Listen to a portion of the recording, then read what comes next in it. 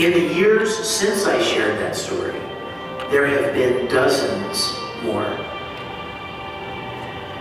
That's really loud. Where's that coming from? Disney sing-along. Is it really? No, you don't want that in the background of your demo.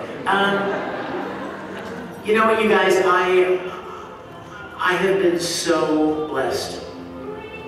There is, hey Hannah, would you go next door and ask them to turn that down just a little bit? Thank you. Just a bit. Just for another 15 minutes or so. You know, I never imagined when I started doing what I'm doing, never imagined that it would be anything more than a bunch of voices on some animated shows. And when I started hearing from fans who found a particular show at a particular time in their lives and it made a big impact on them, or it helped get them through a very dark time, I was so incredibly blown away that I had the privilege to be some small part of that. And now, having been in the business for like 16 or 17 years now, in over 200 different series and video games, I've had the privilege to get hundreds of emails and meet hundreds of people that I've had the privilege to have some small part in their lives. And it's the greatest gift to me, I must tell you. We don't make a lot of money. Some voice actors do, you know, the guys that do The Simpsons, you know, Pixar, and you know, and Shrek, and like major, big time stuff. They make a lot of money. Anime voice actors don't make much at all. But I will tell you this, I wouldn't trade it for anything in the world. I love what I do, and I love getting to interact with you guys, and having some small part in your lives, and especially making some important difference at just the right moment is priceless to me. I wouldn't trade that for anything.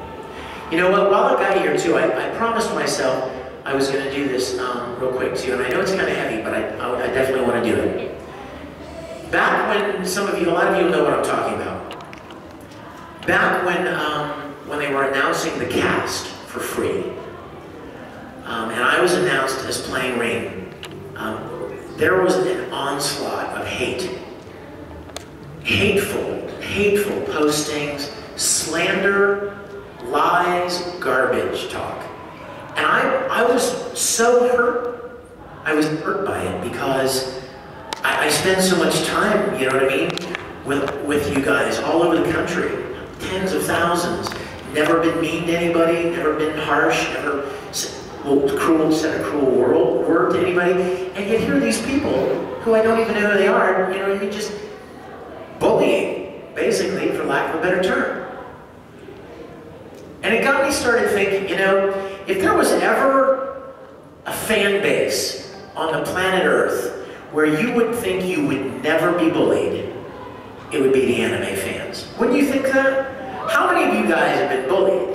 You don't even have to raise your hands, but you know what I'm talking about. You guys have dealt with a lot of people making you feel stupid, or putting you down, or teasing you because you like this, or you wear that, or you have funny hair, or you have a lot of tattoos, or you wear black, or you like anime, or whatever. I hear from thousands of you guys. I know that that happens. Either it is happening, or it has happened to many of you. Can you imagine, what is it that goes through somebody's mind? Can you imagine an anime fan bullying people in the anime industry, and the anime fan? It's unbelievable. Because they were probably bullied themselves at some point, right? You would think they would be the last person to do that to anybody else. So here's what I want to ask you guys to do, and this is a perfect time to do it. 2016. We're starting brand new right now.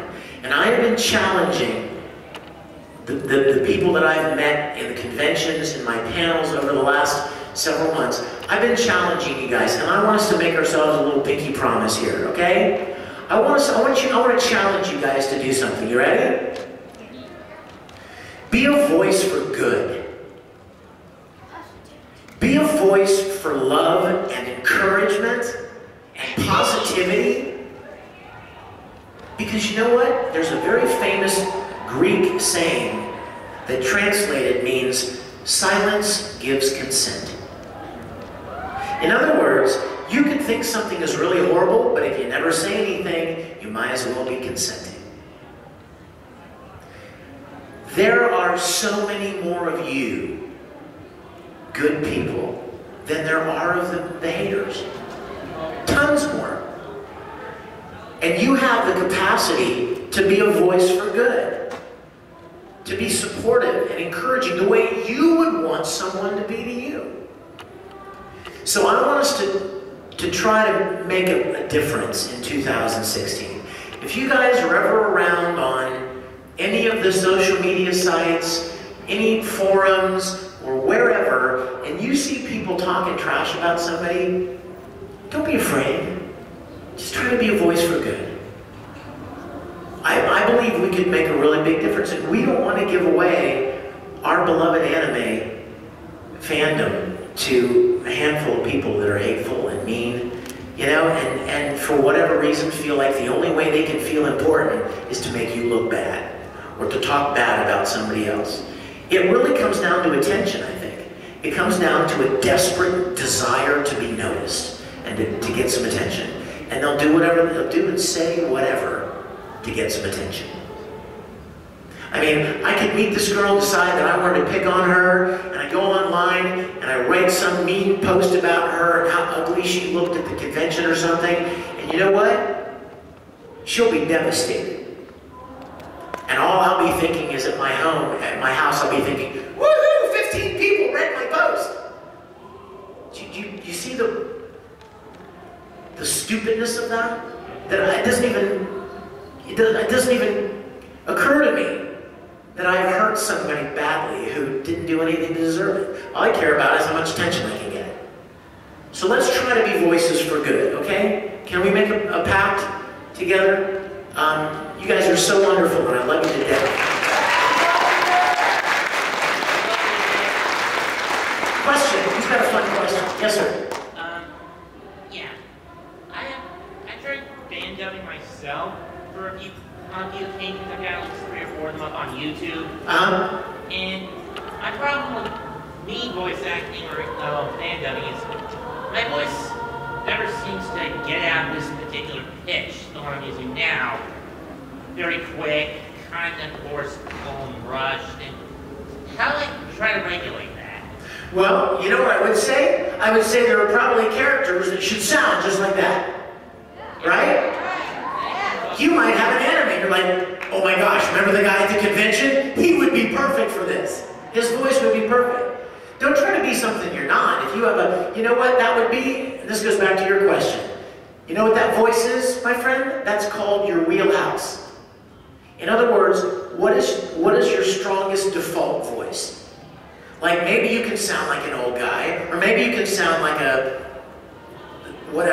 old lady, or maybe you can sound like a teenager, or maybe you can sound like a nerd, or whatever. But what are the voices that are in your wheelhouse? What are the ones that, man, you can nail that. We all have a certain natural voice. And those are the ones that you're going to find that you'll book the most. You know, that you'll get the most opportunity with. So, I mean, you can certainly expand your voice, your vocal range and stuff, but don't feel bad about having a particular voice, because there are all different kinds of characters and all different kinds of anime shows, and you'll never know where that voice would be perfect. Yes?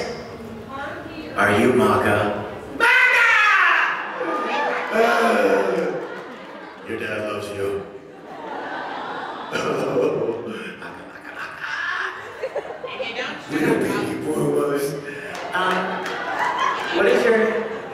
What is your question? Sorry, got a little carried away there. Oh my God, no. Haruhi or Winry, I choose death.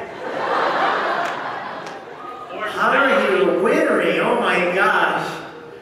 I can never choose, no. I think we'll just all move to Utah and marry each other. See, I'll go there and then I can have both of them. Yes? It is my grandma. I love you for asking. I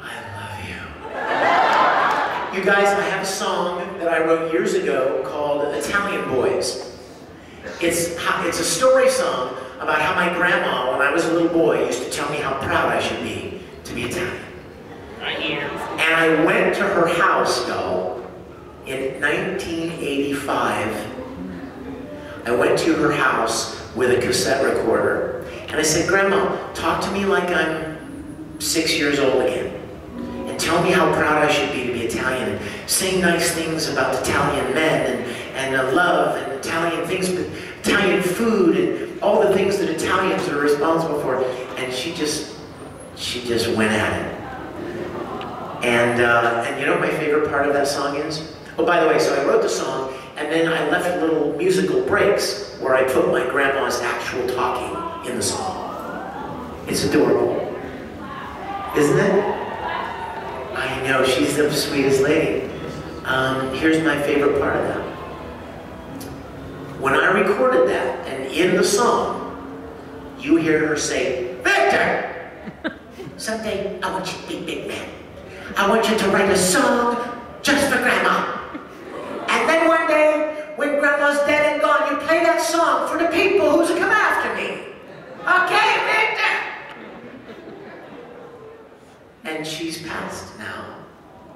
And you hear her say one day when I'm gone, you can play that for people. And I love that. I love that a lot. But thank you for asking. I love that.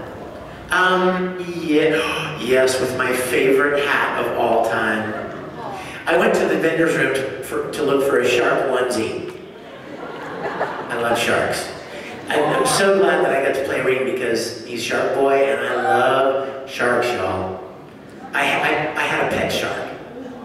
I totally did. When I was little, about 14, my mom lived in Ocean City, Maryland, on the beach, and I was fishing one night off the pier, and I caught like a 12-inch long baby sand shark. And it was so tiny that its teeth weren't even developed. And I put my finger in its mouth and go, oh, he could hurt you. Oh, he could bite me. And I named him Sherman, because I like alliteration. And I loved him so much. And I put him in a tub. I didn't realize that sharks have to be in salt water. I put him in a tub of fresh water, and a couple of days after, he started looking kind of bad. So I took him back out to the ocean, and I released him back into the wild. Yes. I think this is probably going to be our last question. Go ahead. It better be the last question, because I have a panel right after. Oh, and Gene's Chuck Huber! My favorite part you did as Red and Free, and can you maybe do the coffee line with me? 2016. It's already destroyed. Okay, well, come around here. Favorite reline? I don't know. You know what, I will tell you this. We recorded the second season before we recorded the first season. And because now you know, a lot of people were asking if we were going to be doing the first season. Well, now you know, Crunchyroll just premiered it, just released it. So the answer is yes, we're doing the first season as well. But when we were doing the second season, somebody told me, you know, Reed is very different in the first season than he was in the second season. And I'm like, well, how is he different? And they're like, well, in the first season, he's really kind of a dick. And I'm like, oh, that figures. Right? Apparently I'm getting cast in the same roles. But he's much more like part of the team, you know? In the second season, he's a friend, and they're, you know what I mean? And they're kind of, now they've come together as a team. But in the first season, he's kind of this lone wolf, you know, coming back from Australia and trying to prove himself and you know, challenging Haru and stuff. But I just really love the relationships between the characters. I think I enjoyed the first season even more than the second. But okay, so we're gonna end this panel the way we began it. What is your name? Heather. This is Heather. Say hi to Heather. Hi. Heather, don't be scared. I'm going to lift your shark flap. And do you know your lines in this scene? Okay, we're gonna do a scene from Warren High School Host Club. Here we go. I don't know if I should drink this coffee. to drink it from my mouth. Yay, give it up for Heather! You guys, I've got an autograph session now. I'm so glad you were here. I'm sorry we lost a little bit of time getting everybody seated, but I love you to death, and I will hope to see you at the autograph sessions and some of the other panels over the weekend. Thanks for coming.